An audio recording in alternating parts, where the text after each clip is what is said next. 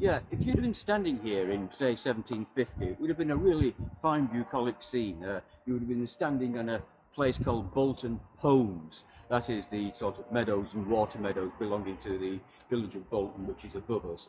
Um, Bradford Beck meandered through in a winding sort of line. Idyllic. Um, Not anymore. By the 1870s, of course, Bradford had massively grown. And went into legal wrangling because there was a heck of a lot of sewage from Bradford being dumped into Bradford Beck here. As a result of all this, the legal judgment was that Bradford had to construct a sewage treatment plant, and that kind of is what we're looking at.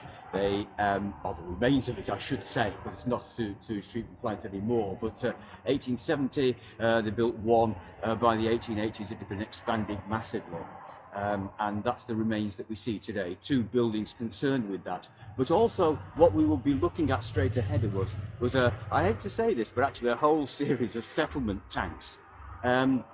This had actually become not sufficient by the beginning of the 20th century to cope with Bradford's sewage waste.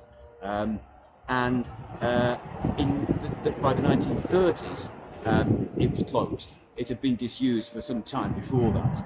Most of it was demolished, filled in, and in 1937, this ground was developed as you see it today as what was then called the King George V Memorial Playing Fields. I think they're just referred to as the playing fields or the George V playing fields today.